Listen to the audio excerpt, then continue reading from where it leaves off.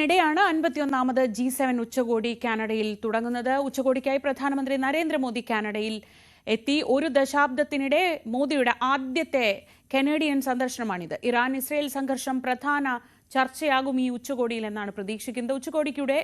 ഉച്ചകോടിക്കിടെ Donald Trump അടക്കമുള്ളവരെ പ്രധാനമന്ത്രി കണ്ടേക്കും. സൈപ്രസിൽ 2 ദിവസം ഔദ്യോഗിക സന്ദർശനം നടത്തി ഇന്നലെയാണ് പ്രധാനമന്ത്രി നരേന്ദ്രമോദി കാനഡയിലേക്ക് തിരിച്ചത്.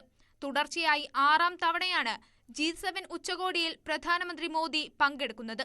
ഉച്ചകോടിയിൽ ഊർജ്ജ സുരക്ഷ, സാങ്കേതിക വിദ്യ എന്നിവ ഉൾപ്പെടെയുള്ള നിർണായക ആഗോള വിഷയങ്ങളിൽ ചർച്ച നടക്കും. പ്രധാനമന്ത്രി മോദി G7 രാജ്യങ്ങളിലെ നേതാക്കളുമായും മറ്റ് ക്ഷണിക്കപ്പെട്ട രാജ്യങ്ങളിലെ പ്രമുഖരുമായും അന്താരാഷ്ട്ര സംഘടനകളുടെ തലവന്മാരുമായും സംവദിക്കും. ഇറാൻ ഇസ്രായേൽ സംഘർഷം പ്രധാന ചർച്ചയാകാനും സാധ്യതയുണ്ട്.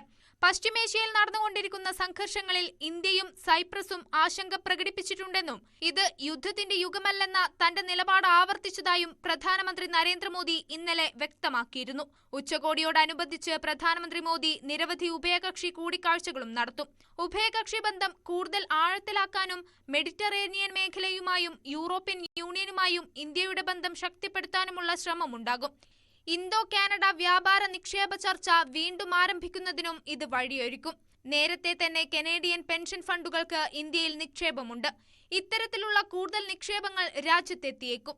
പ്രത്യേകിച്ച് അടിസ്ഥാന സൗകര്യ, ഹരിതോർജ്ജ മേഖലകളിലായിരിക്കും നിക്ഷേപം എത്തുക. പര്യടനത്തിന്റെ അവസാന ഘട്ടത്തിൽ ക്രൊയേഷ്യൻ പ്രധാനമന്ത്രി ആൻഡ്രിജ് പ്ലെൻകോവിച്ചിന്റെ ക്ഷണപ്രകാരം പ്രധാനമന്ത്രി മോദി നാളെ ക്രൊയേഷ്യയിൽ ഔദ്യോഗിക സന്ദർശനം നടത്തും. News desk, News 18.